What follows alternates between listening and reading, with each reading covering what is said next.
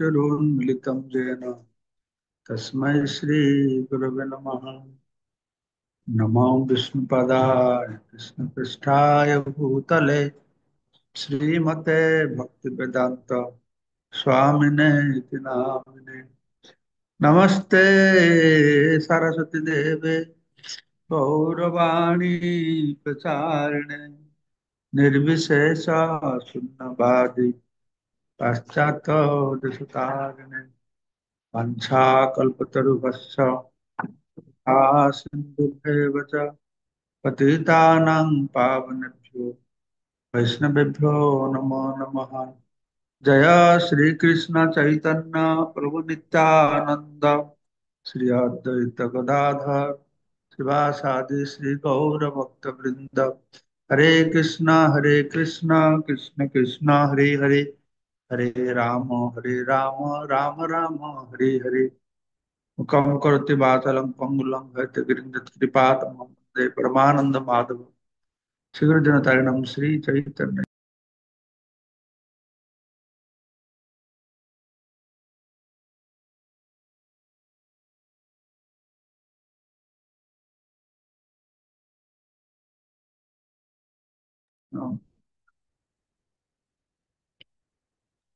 भगवद गीता अष्टम अध्याय श्लोक नंबर 23।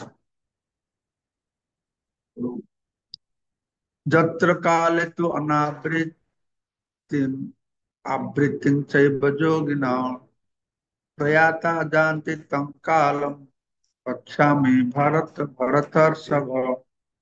हे भरत श्रेष्ठ, वर्तमान तुमको विभिन्न काल समय कहबी जो समय पृथ्वी विदाय नेले व्यक्ति प्रत्यावर्तन करिब किंबा प्रत्यावर्तन करिब नाही। जो माने भगवान कर अनन्य भक्त पूर्ण आत्मसमर्पण करछंती सेमाने कदापि जे कोनसी उपाय रे किंबा जे कोनसी समय रे शरीर त्याग करे भय करते नाही। सेमाने से विषय रे किसी भाबंती नाही। सेमाने सब कृष्ण को ऊपर छाड़ी दे थांती तेरे सेमाने खूब आनंदर सहजरे भगवान के निकट को फेरी जाती। किंतु जो माने अनन्य भक्त नुहंती जो माने संपूर्ण रूप से भगवान रूप निर्भर न करी कर्म जग ज्ञान जग हठ जग आदि अन्य विधि पर निर्भर करती सेमाने को उपयुक्त समय शरीर त्याग करने उचित। तद्वारा से निश्चित भाव जानी पारती जे सेमाने मृत्यु संसार को पुनर्बार फेरी आसुचंती ना आउ प्रत्यावर्तन करूना। कथा हला जे भगवान कहते मु तुमको कहबी को समय रे देह त्याग करले फेरी आसीबो को समय देह फेरी आसीबो। तो प्रभुपाद कहते सेटा जो भक्त नुहंती सेमानक ପାଇଁ। जो भक्त सेमाने जे कोनसी स्थान रे जे कोनसी परिस्थिति रे जे कोनसी अवस्था रे जे कोनसी जागा रे देह त्याग करले भी से माने भगवान हमको ठीक जागा को नेबे। तो जो माने भक्त नुहंती अन्य जगह अनुशीलन କରୁଛନ୍ତି ତାଙ୍କ ପାଇଁ କି ନିର୍ଦ୍ଦିଷ୍ଟ ଦେଶ କାଳ ପାତ୍ର ବିଚାର ରହିଛି। ତାପରେ ହଉଛି କର୍ମ ଯୋଗ ଧ୍ୟାନ ଯୋଗ ଜ୍ଞାନ ଯୋଗ ଏସବୁ ଅବଲମ୍ବନ କରିବାକୁ ହେଲେ ଦେଶ କାଳ ପାତ୍ର ବିଚାର ଅଛି। ତ ସେମାନେ ଦେହ ତ୍ୟାଗ କରି ଭଗବତ ଧାମ ମାନେ ଦେହ ତ୍ୟାଗ ଭଗବତ ଧାମ ତ ନୁହଁ ଦେହ ତ୍ୟାଗ କରି ଫେରିବା ଫେରିବେ କଣ ଗତି ହବ ସେଟା ସମୟ ଉପରେ ନିର୍ଭର କରେ। ଯଦି ଯୋଗୀ ସିଦ୍ଧ ଯୋଗୀ ହୋଇଥାଏ ତାହେଲେ ସେ ଭୌତିକ ଜଗତ ତ୍ୟାଗ କରିବାର ସ୍ଥାନ କାଳ ସ୍ଥିର କରିପାରେ। କିଛି କିଛି ଅଛନ୍ତି ଯୋଗୀ ସେମାନେ ଠିକ କରିବେ କୋଉ ଜାଗାରେ ମୁଁ ଦେହ ତ୍ୟାଗ କରିବି କୋଉ ସମୟରେ ଦେହ ତ୍ୟାଗ କରିବି। ଭୀଷ୍ମ ଏମିତିକା ତାଙ୍କ ଇଚ୍ଛା ମୃତ୍ୟୁ ଥିଲା ସେ ଉତ୍ତରାୟଣ ସୂର୍ଯ୍ୟ ହେବେ ତବେ ଦେହ ତ୍ୟାଗ କରିବେ। ତାଙ୍କ କଥା ଟିକେ ଅଲଗା ଅବଶ୍ୟ। ତ ସିଦ୍ଧ ଯୋଗୀ ମାନେ ଡିସାଇଡ କରିବେ କିନ୍ତୁ ସେ ସିଦ୍ଧ ଯୋଗୀ ନ ହେଇଥିବ ତାହେଲେ ତାକୁ ସବୁ ଦାୟିତ୍व ପ୍ରକୃତି ଉପରେ ଛାଡିଦେବାକୁ ହବ। ତା ଇଚ୍ଛା ଅନୁସାରେ ଦେହ ତ୍ୟାଗ କରିବ ତା ନୁହଁ। ପ୍ରକୃତିର ନିୟମ ଅନୁସାରେ ଯାହା ଆସିବ ସେଇଟାକୁ ଗ୍ରହଣ କରିବ। ତ କୋଉ ସମୟରେ ଦେହ ତ୍ୟାଗ କଲେ ବ୍ୟକ୍ତି ମୃତ୍ୟୁ ସଂସାରକୁ ଆସିବ ନାହିଁ ଫେରିବ ନାହିଁ ଏକଥା ପରିଷ୍କାର ଭାବରେ ଏଇ ଶ୍ଲୋକ ମାନଙ୍କରେ ଭଗବାନ ବର୍ଣ୍ଣନା କରିଛନ୍ତି। ଆମେ ପଢିବା ସେ। ତ ଆଚାର୍ଯ୍ୟ ବଳଦେବ ବିଦ୍ୟାଭୂଷଣଙ୍କ ମତ ଅନୁଯାୟୀ এই ଶ୍ଳୋକରେ ବ୍ୟବହୃତ ସଂସ୍କୃତ ଶବ୍ଦ କାଳର ଅର୍ଥ ହଉଛି କାଳ ଦେବତା। କାଳ ଦେବତା ତ ମହାକାଳ ହେଇଥିବେ, ମହାକାଳ କାଳ ଦେବତା। ତ ବର୍ତ୍ତମାନ ଭଗବାନ କହିବେ ଯେ କୋଉ ସମୟରେ ଦେହ ତ୍ୟାଗ କରିଲେ କଣ ଗତି ହେବ। ଅଗ୍ନିର୍ଜ୍ୟୋତିର୍ ଅହ ଶୁକ୍ଲ ଷଣ୍ମାସା ଉତ୍ତରାୟଣମ୍ ତତ୍ର ପ୍ରୟାତା ଗଚ୍ଛନ୍ତି ବ୍ରହ୍ମ ବ୍ରହ୍ମବିଦୋ ଜନାଃ। ଯେଉଁମାନେ ପରମ ବ୍ରହ୍ମକୁ ଜାଣନ୍ତି ବ୍ରହ୍ମବିଦ୍, ସେମାନେ ଶୁକ୍ଳ ପକ୍ଷରେ ଅଗ୍ନି ଦେବତାଙ୍କର ପ୍ରଭାବ ବଳରେ ଶୁଭ ମୁହୂର୍ତ୍ତରେ ଅଗ୍ନି ଜ୍ୟୋତିର୍ ଅହ ଶୁକ୍ଲ, ଶୁକ୍ଳ ମାନେ ଶୁକ୍ଳ ପକ୍ଷ, ଅହ ମାନେ ଦିନରେ, ଜ୍ୟୋତି ମାନେ ଆଲୋକ, ଅଗ୍ନି ଜ୍ୟୋତି। ସେମାନେ ଆଲୋକରେ ଏବଂ ଉତ୍ତରା ଷଣ୍ମାସ ଉତ୍ତରାୟଣ, ସୂର୍ଯ୍ୟଙ୍କର ଉତ୍ତରାୟଣ ଗତିକାଳ 6 ମାସ ମଧ୍ୟରେ ଏ ଜଗତରୁ ସେମାନେ ବିଦାୟ ନେବେ। ଯେତେବେଳେ ଅଗ୍ନି ଜ୍ୟୋତି ଦିବସ ଓ ଚନ୍ଦ୍ର କଥା ବର୍ଣ୍ଣନା କରାଯାଉଛି, ଏଥିରୁ ବୁଝାଯିବ ଯେ ସମସ୍ତଙ୍କର ଗୋଟିଏ ଗୋଟିଏ ଅଧିଷ୍ଠାତା ଦେବତା ଅଛନ୍ତି, ଯେଉଁମାନେ ଆତ୍ମାର ଯାତ୍ରା ନିମିତ୍ତ ବ୍ୟବସ୍ଥା କରନ୍ତି। ମୃତ୍ୟୁ ସମୟରେ ଜୀବ ହଁ ନୂତନ ଜୀବନ ପଥରେ ଯାତ୍ରା ଆରମ୍ଭ। ଯଦି ବ୍ୟକ୍ତି ଉପରଲିଖିତ ସମୟରେ ଆକସ୍ମିକ ଭାବରେ ହଉ ବା ବ୍ୟବସ୍ଥା ଅନୁଯାୟୀ ହଉ ଶରୀର ତ୍ୟାଗ କରେ, ତବେ ତା ପକ୍ଷେ ନିର୍ବିଶେଷ ବ୍ରହ୍ମଜ୍ୟୋତି ଲାଭ କରିବା ସମ୍ଭବପର ହୁଏ। ଯେଉଁ ଯୋଗୀମାନେ ଯୋଗ ସାଧନାରେ ଖୁବ ଅଗ୍ରଗତି କରିଥାନ୍ତି, ସେମାନେ ଶରୀର ତ୍ୟାଗର ସମୟ ସ୍ଥାନ ସ୍ଥିର କରିପାରନ୍ତି। ଅନ୍ୟମାନଙ୍କର ଏପରି ବ୍ୟବସ୍ଥା କରିବାର କ୍ଷମତା ନଥାଏ। ଯଦି ସେମାନେ ଅକସ୍ମାତ୍ ଏକ ଶୁଭ ମୁହୂର୍ତ୍ତରେ ଶରୀର ତ୍ୟାଗ କରନ୍ତି, ସେମାନେ ଆଉ ଜନ୍ମ ମୃତ୍ୟୁ ଚକ୍ରରେ ପତିତ ହୁଅନ୍ତି ନାହିଁ, କିନ୍ତୁ ସେମାନେ ଶୁଭ ମୁହୂର୍ତ୍ତ ଲାଭ ନ କରିପାରନ୍ତି, ତେବେ ସେମାନଙ୍କର ଫେରିବାର ସମ୍ଭାବନା ଅଛି। କିନ୍ତୁ କୃଷ୍ଣ ଚେତନଶୀଳ ଶୁଦ୍ଧ ଭକ୍ତର ଏ ଫେରିବା ଆଶଙ୍କା ନାହିଁ। ଶୁଭ ମୁହୂର୍ତ୍ତ ହଉ ଅଶୁଭ ମୁହୂର୍ତ୍ତ ହଉ, ଆକସ୍ମିକ ଭାବରେ ହଉ, ବ୍ୟବସ୍ଥା ଅନୁସାରେ ହଉ, ଯେକୌଣସି ଅବସ୍ଥାରେ ଶରୀର ତ୍ୟାଗ କରିଲେ ସେ ଯଦ୍ଗତା ନ ନିବର୍ତ୍ତନ୍ତେ ତା ଧାମ ପରମ୍। ତ ଏଠି ଗୋଟେ କଥା କୁହାଯାଉଛି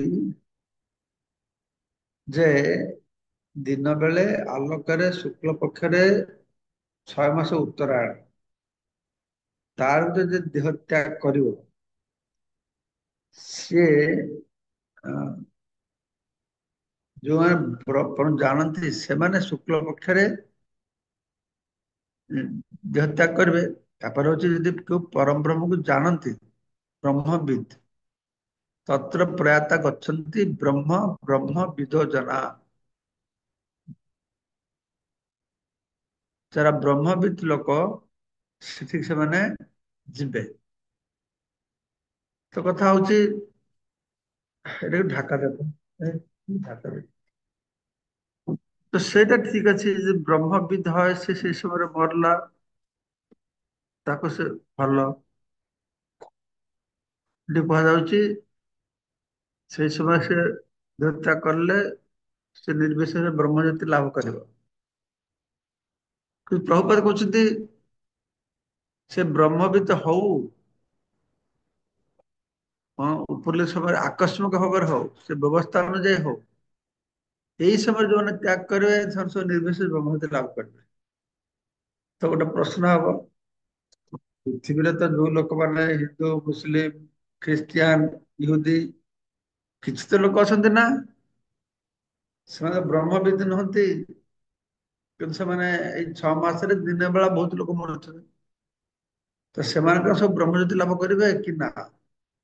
ପ୍ରଭୁପାଦ କହୁଛନ୍ତି ଏବେ ତା ପକ୍ଷରେ ନିର୍ବିଶେଷ ବ୍ରହ୍ମଜ୍ୟୋତି ଲାଭ କରିବା ସମ୍ଭବ ଅଛି।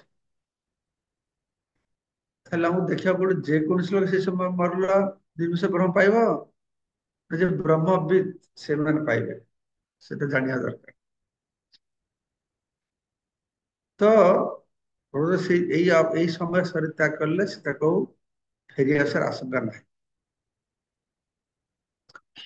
ଏଠି ଯୋଉମାନେ ବ୍ରହ୍ମ ଲେଖେ ଶ୍ଲୋକରେ କୁହାହଉଛି ଅଗ୍ନି ଜ୍ୟୋତିର୍ ଅହ ଶୁକ୍ଳ ଷଣ୍ମାସା ଉତ୍ତରାୟଣ ତତ୍ର ପ୍ରୟାତା ଗଚ୍ଛନ୍ତି ବ୍ରହ୍ମ ବ୍ରହ୍ମବିଦ ଜନ।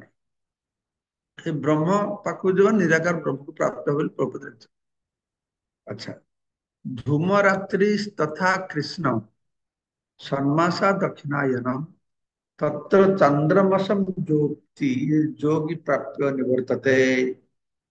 କିନ୍ତୁ ଯୋଗୀ ଯଦି ଧୂମ୍ର ଧୂମ ଧୂମ ମାନେ ଧୂଆଁ ଧୂଆଁ ରାତ୍ରି କୃଷ୍ଣ ପକ୍ଷ ବା ସୂର୍ଯ୍ୟ ଦକ୍ଷିଣାୟନ କାଳରେ ଗତି ଦେହ ତ୍ୟାଗ କରିବେ।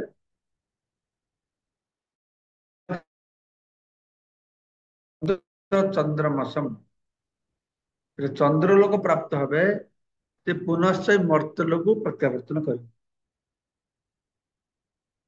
ତାଙ୍କ କର୍ମ ଅନୁସାରେ ସେମାନେ ଏଇ ସମୟରେ ଦେହ ତ୍ୟାଗ କଲେ ସେମାନେ ଚନ୍ଦ୍ରଲୋକ ପାଇଲେ। ଚନ୍ଦ୍ରଲୋକ ପାଇଲେ କି ଆବ୍ରହ୍ମ ପୁନରାବର୍ତ୍ତନ ଅର୍ଜୁନ ଆଉ ସେମାନେ ଫେରିବେ। ଶ୍ରୀମଦ୍ ଭାଗବତମର ତୃତୀୟ ସ୍କନ୍ଧରେ କୁହାଯାଇଛି ଯେ ଯେଉଁମାନେ ଇହଲୋକରେ ଅତି ଦକ୍ଷ କର୍ମୀ ହୋଇଥାନ୍ତି ବେଦର କର୍ମକାଣ୍ଡ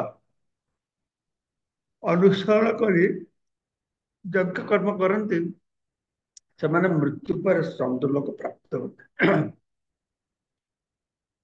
ମୋର କର୍ମକାଣ୍ଡରେ ବିଭିନ୍ନ ଯଜ୍ଞର ବ୍ୟବସ୍ଥା କରାହେଇଛି ଚନ୍ଦ୍ରଲୋକ ଇନ୍ଦ୍ରଲୋକ ଇତ୍ୟାଦି। ସେମାନେ ଚନ୍ଦ୍ରଲୋକ ଯିବେ ମୃତ୍ୟୁ ପରେ କିନ୍ତୁ ଆମକୁ ଫେରିବାକୁ ପଡିବ। ତ ଏମାନେ ଏଇ ଉନ୍ନତ ଆତ୍ମା ଜୀବାତ୍ମା ଚନ୍ଦ୍ରଲୋକରେ ଯାଇକି 10,000 ବର୍ଷ ମାନେ ସେଇ ଲୋକର ଗଣ ଅନୁସାରେ 10,000 ବର୍ଷ ହେଲେ ଆମର ତ କୋଟି କୋଟି ବର୍ଷ ହବ। ସେ ବାସ କରିବେ ସୋମରସ ପାନ କରି ଜୀବନକୁ ଉପଭୋଗ କରିବେ। ଶେଷରେ ସେମାନେ ପୃଥିବୀକୁ ଫେରି ଆସିବେ। ଜଣା ଯାଉଛି ଯେ ଚନ୍ଦ୍ରଲୋକରେ ଉନ୍ନତ ଧରଣର ଜୀବ ଅଛନ୍ତି ଯଦିଓ ସେମାନଙ୍କୁ ଆମେମାନେ ଭୌତିକ ସାଧରେ ଦେଖିପାରୁନାହୁଁ। ଠିକ ଅଛି। ତାପରେ କହୁଛନ୍ତି ଯେ ଶୁକ୍ଳ ପକ୍ଷେ ଶୁକ୍ଲ ପକ୍ଷେ ଗତି ହେତେ ଜଗତ ଶାଶ୍ୱତ ମତେ ଏକୟା ଜାତି ଅନାବୃତ୍ତି ଅନ୍ୟୟା ବର୍ତ୍ତତେ ପୁନଃ। କୋଉ ସମୟରେ ଦେହ ତ୍ୟାଗ କଲେ କୋଉଠିକି ଯିବ ଗୋଟେ ଶ୍ଲୋକରେ ଆମେ ପାଇଲୁ।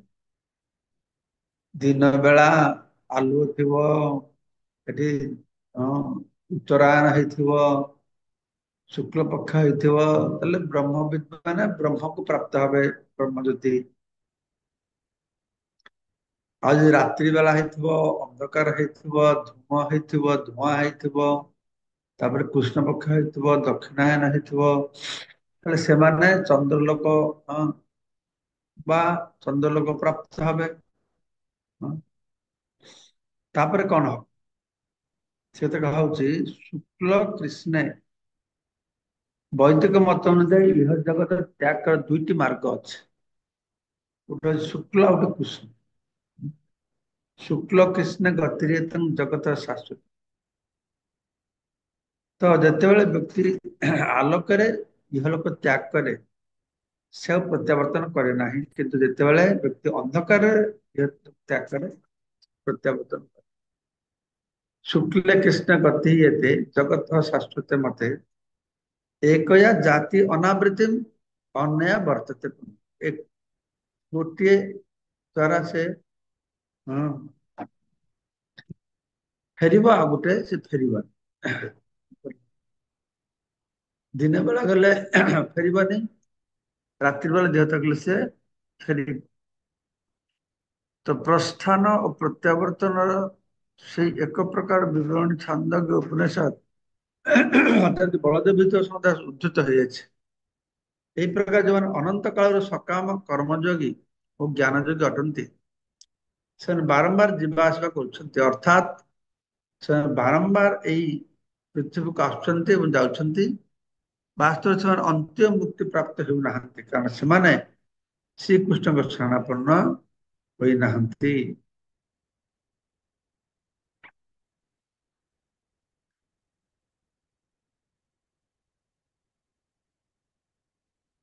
ତାପରେ କହୁଛି ନ ଏତେ ଶ୍ରୁତି ପାର୍ଥ ଜାନନ୍ ଯୋଗୀ ମୁହ୍ୟତି କଶ୍ଚନ तस्मात् सर्वेषु कालेषु ଯୋଗ ଯୁକ୍ତ ଭବାର୍ଜୁନ। ଯେଉଁ ଭକ୍ତମାନେ ଏଇ ଦୁଇଟି ମାର୍ଗ ଜାଣନ୍ତି ସେମାନେ କଦାପି ବିଚଳିତ ହୁଅନ୍ତି ନାହିଁ। ତେଣୁ ହେ ଅର୍ଜୁନ, ସବୁ ସମୟରେ ତୁମେ କଣ କର? ଯୋଗ ଯୁକ୍ତ କୃଷ୍ଣ ଚୈତନ୍ୟରେ ଲାଗି ରହ ବା ଯୋଗରେ ସ୍ଥିର ରୁହ। ଯୋଗ ଯୁକ୍ତ ହୋ ଅର୍ଥାତ୍ ଭଗବାନ ସାଙ୍ଗରେ ଯୁକ୍ତ ହୋ। ସେଇ ଯୋଗର ମାଧ୍ୟମରେ ଭକ୍ତି ଯୋଗର ମାଧ୍ୟମ। ଏଠାରେ ଶ୍ରୀକୃଷ୍ଣ ଅର୍ଜୁନଙ୍କୁ ଉପଦେଶ ଦଉଛନ୍ତି ଯେ ଆତ୍ମା ଇହ ଜଗତ ତ୍ୟାଗ କଲା ବେଳେ ଯୋଉ ମାର୍ଗ ମାନ ଗ୍ରହଣ କରେ ସେସବୁ ବିଷୟରେ ସେ ଚିନ୍ତିତ ହେବା ଉଚିତ ନୁହଁ। ଆଗରୁ କହିଲେ କୋଉ ମାର୍ଗରେ ଗଲେ କୋଉଠିକି ଯିବ, କିଏ ଫେରିବ କିଏ ଫେରିବନି। କିନ୍ତୁ ଭଗବାନ କହୁଛନ୍ତି ଯେ ନ ଏତେ ଶ୍ରୁତି, ଶ୍ରୁତି ମାନେ ବିଭିନ୍ନ ପନ୍ଥା ରାସ୍ତା, ଜାନନ ଯୋଗୀ ମୋହିତ, ଏସବୁ କଥା ଜାଣିକି ଯୋଗୀ ମୋହିତ ହୁଏ ନାହିଁ। ସର୍ବେଶ କାଲ ହିଁ ଯୁକ୍ତ ଫଳ, ସେ ସବୁ ସମୟରେ ଭଗବାନଙ୍କର ଭକ୍ତି କରୁଥାଏ, ସେ ବିଚଳିତ ହେବା ଦରକାର ନାହିଁ। ଯେ ଭକ୍ତ ମାନଙ୍କର, ଯେ ଭଗବାନଙ୍କର ଭକ୍ତ ସେ କଦାପି ବିଚଳିତ ହୁଏ ନାହିଁ। ବ୍ୟବସ୍ଥା ଅନୁଯାୟୀ ହଉ ବା ଆକସ୍ମିକ ଭାବରେ ହେଲେ ହଉ, ଯେକୌଣସି ଭାବରେ ସେ ଇହ ଜଗତ ତ୍ୟାଗ କଲେ ବି ସେ କଦାପି ବିଚଳିତ ହବା ଉଚିତ ନୁହଁ। ଭକ୍ତ ଦୃଢ ଭାବରେ ଶ୍ରୀକୃଷ୍ଣ ଭାବନାରେ ସ୍ଥିର ରହି ହରେ କୃଷ୍ଣ ମନ୍ତ୍ର ଜପ କରିବା ଉଚିତ।